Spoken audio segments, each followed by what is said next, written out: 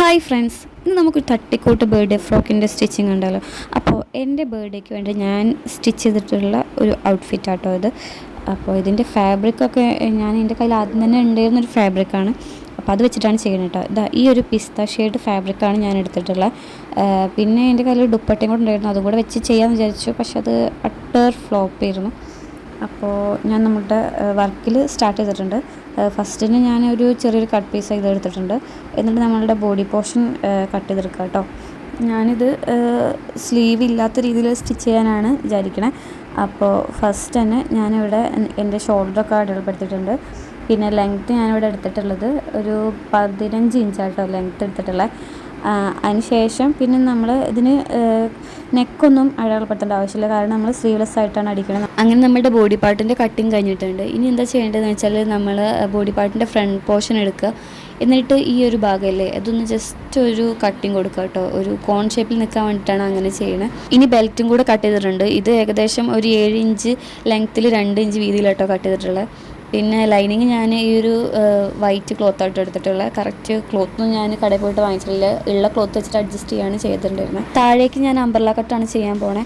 അതുകൊണ്ട് ഞാനൊരു 10 ഇഞ്ചാട്ടോ ഈ ഒരു ലെങ്ത്ത് എടുത്തിട്ടുള്ള.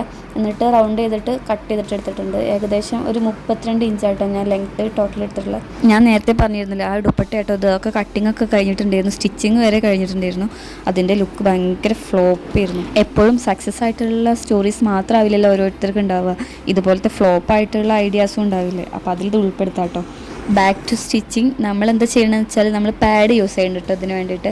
അപ്പോൾ മിഡ് പോയിൻ്റൊക്കെ കണ്ടെത്തിയിട്ട് നമ്മൾ സ്റ്റിച്ച് ചെയ്ത് കൊടുക്കുകയാണ്. പാഡിൻ്റെ മിഡ് പോയിൻ്റിൽ നിന്ന് താഴോട്ട് മാത്രം കേട്ടോ സ്റ്റിച്ച് ചെയ്യണേ. ഒരു 2-3 സ്റ്റിച്ച് മാത്രമേ കൊടുക്കണുള്ളൂ. മേൽഭാഗത്തേക്ക് നമുക്ക് സ്റ്റിച്ചിങ്ങിൻ്റെ ആവശ്യമില്ല കേട്ടോ. പിന്നെ ഈ പാഡ് വെച്ചിട്ടുള്ളത് ലൈനിങ് പീസിലാട്ടോ. ഞാൻ സെയിം ക്ലോത്ത് തന്നെ ലൈനിങ് ആയിട്ടും പിന്നെ നമ്മളുടെ മെയിൻ ക്ലോത്ത് ആയിട്ട് യൂസ് ചെയ്യുന്നുണ്ട്. അതുപോലെ തന്നെ ഒരു വൈറ്റ് ക്ലോത്തും കൂടെ ഞാൻ എടുത്തിരുന്നില്ലേ, അതാണ് ലാസ്റ്റ് ഭാഗത്ത് വെക്കണത് കേട്ടോ. എന്നിട്ട് നമ്മൾ കറക്റ്റായിട്ട് അതും കൂടെ സ്റ്റിച്ച് ചെയ്ത് കൊടുത്തിട്ട് മറിച്ചിട്ട് എടുക്കണം. അതിൻ്റെ കൂടെ തന്നെ നമ്മളുടെ ബെൽറ്റും കൂടെ അറ്റാച്ച് ചെയ്തിട്ടുണ്ടാവണം കേട്ടോ, എന്നാലാണ് കറക്റ്റ് ഇങ്ങനെ കിട്ടുള്ളൂ. അല്ലെങ്കിൽ നമ്മൾ പിന്നെ ലാസ്റ്റ് നല്ല 8ൻ്റെ പണി കിട്ടും. കാരണം ഞാൻ ഒരു വട്ടം ചെയ്തതിന് ശേഷം ബെൽറ്റ് വയ്ക്കാൻ മറന്നിട്ടുണ്ടായിരുന്നു. എന്നിട്ട് പിന്നെ അത് സ്റ്റിച്ചൊക്കെ വെച്ചിട്ട് പിന്നെ ചെയ്തതാട്ടോ ഇത്. അങ്ങനെ നമ്മളുടെ സ്റ്റിച്ചിങ് കഴിഞ്ഞിട്ടുണ്ട്. ഇനി നമുക്ക് പതിച്ചടിച്ച് കൊടുക്കണം. നമ്മളുടെ ആ നെക്കിൻ്റെ പോർഷനൊക്കെ അല്ലേ, അതൊക്കെ പതിച്ചടിച്ച് കൊടുക്കുക. ഇനി നമുക്ക് എന്താ വേണ്ടത് വെച്ചാൽ നമ്മളുടെ യോക്ക് പോർഷനിൽ നമുക്ക് താഴേക്ക് വേണ്ട ക്ലോത്തില്ല, അത് സ്റ്റിച്ച് ചെയ്ത് കൊടുക്കണം. അപ്പോൾ അതാട്ടോ ഈ സ്റ്റിച്ച് ചെയ്ത് കൊടുക്കണേ. അപ്പോൾ അതിന് ശേഷം ഇനി ലൈനിങ് കൂടെ അറ്റാച്ച് ചെയ്ത് കൊടുക്കേണ്ടതുണ്ട്. ലൈനിങ് ഇതാ ഈ വൈറ്റ് ക്ലോത്ത് തന്നെ ആട്ടോ എടുത്തിട്ടുള്ളത്. അപ്പോൾ അതും കൂടെ അറ്റാച്ച് ചെയ്ത് കഴിഞ്ഞാൽ പിന്നെ നമുക്ക് 2 സൈഡ് കൂട്ടിയടിക്കേണ്ടത് തന്നെ ഉള്ളൂ. അപ്പോൾ ഇത്രയും അടിച്ചിട്ട് ഞാൻ എങ്ങനെ ഒന്ന് വെച്ച് നോക്കാം കേട്ടോ, എങ്ങനെയുണ്ട് സംഭവം എന്ന് അറിയാൻ വേണ്ടിയിട്ട്. ഓക്കെ ആണോ? അപ്പോൾ എനിക്ക് തോന്നി കഴുത്തൊന്നും കൂടെ കയറേണ്ടതുണ്ട് എന്ന്. അപ്പോൾ അതും കൂടെ ഞാൻ പിന്നെ ചെയ്തിട്ടുണ്ടായിരുന്നു. അങ്ങനെ അതും കൂടെ സ്റ്റിച്ച് ചെയ്തതിന് ശേഷം 2 സൈഡും കൂടെ ജോയിൻ ചെയ്ത് കൊടുക്കേണ്ടതുണ്ട്. അപ്പോൾ അതും കൂടെ കഴിഞ്ഞിട്ടുണ്ട് കേട്ടോ. ഇനി ഞാൻ നേരത്തെ ഞാൻ പറഞ്ഞല്ലോ, ഞാൻ മറ്റേ ഒരു ദുപ്പട്ട വെച്ചിട്ടും കൂടെ ഒന്ന് സ്റ്റിച്ച് ചെയ്തിരുന്നു. അപ്പോൾ അത് ഇട്ടിട്ടുള്ള ഒരു ലുക്ക് ഞാൻ അവിടെ കാണിക്കുന്നുണ്ട്. അതാണ് വേറെ ചെയ്തിട്ടുണ്ടെന്നുണ്ടെങ്കിൽ ഭയങ്കര കോമഡി ആയിരുന്നു. എന്തായാലും അത് വെച്ച് നമുക്ക് വേറെ എന്തെങ്കിലും ചെയ്യാം. ഇതിന് ഞാൻ സ്ലീവ് ഇല്ലാത്തതുകൊണ്ട് ഞാൻ ഒരു ചെറിയൊരു സ്ലീവ് വെച്ച് സ്റ്റിച്ച് ചെയ്തിട്ടുണ്ടായിരുന്നു കേട്ടോ. അങ്ങനെ നൈറ്റ് ആയപ്പോൾ ചെറിയൊരു സർപ്രൈസ് പാർട്ടിയൊക്കെ ഉണ്ടായിരുന്നു. ഹസ്ബൻഡിൻ്റെയും ഇവരുടെയും വക. അങ്ങനെ കേക്കൊക്കെ കട്ട് ചെയ്തു, ഗിഫ്റ്റൊക്കെ പൊട്ടിച്ച് നോക്കി, വീണ്ടും കിടന്നുറങ്ങി. ഞങ്ങൾ 3 പേരുള്ളൊരു ഫോട്ടോ ഞങ്ങളുടെ റൂമിലുണ്ടായിരുന്നില്ല. അപ്പോൾ അത് വേണമെന്ന് ഭയങ്കര ആഗ്രഹമായിരുന്നു. അപ്പോൾ അതന്നെ കിട്ടിയിട്ടുണ്ടായിരുന്നു ഗിഫ്റ്റായിട്ട്. അപ്പോൾ എന്തായാലും നമുക്ക് എന്താ വേണ്ട, ഒരു ഫോട്ടോഷൂട്ട് എന്തായാലും വേണം, മസ്റ്റ് അല്ലേ.